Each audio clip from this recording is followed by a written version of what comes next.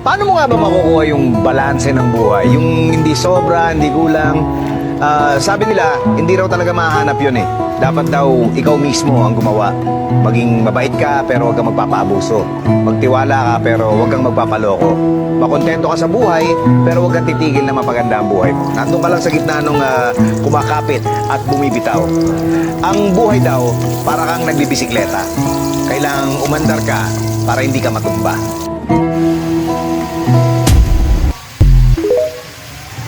Lahat naman nagkakamali eh. Wala naman taong hindi nagkakamali sa buong buhay nila. Pag hindi ka nagkakamali, ibig sabihin, wala kang ginagawa sa buhay. Mas okay na yung marami kang nagawang mali kaysa yung hindi ka na nagkakamali, wala ka namang ginagawa. Pagka naman successful ka, hindi naman ibig sabihin eh, hindi ka nagkamali kahit minsan.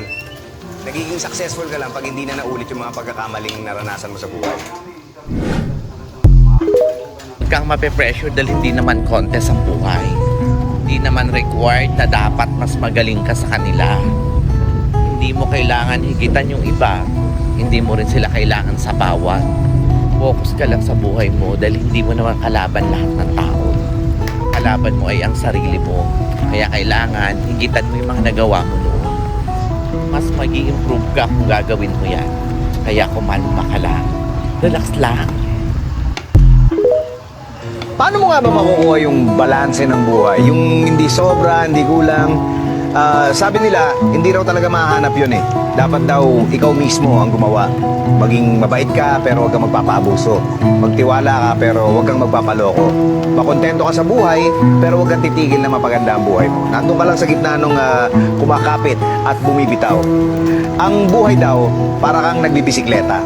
Kailangang umandar ka para hindi ka matumba. Tama pala yung sinasabi nila. Minsan, hayaang masaktan ka o saktan ka ng mga taong minamahal mo at pinapahalagan mo ng lubos. Kasi darating isang araw na magkikising ka na lang na wala ka nang pakialam sa kanila, wala ka nang nararamdaman para sa kanila. At kung dumating man yung time na yun, darating din sa punto na marirealize nila kung gaano kakahalaga sa parte ng buhay nila. Kung gaano kahalaga yung ginampanan mong papel sa buhay nila. Much love and God bless.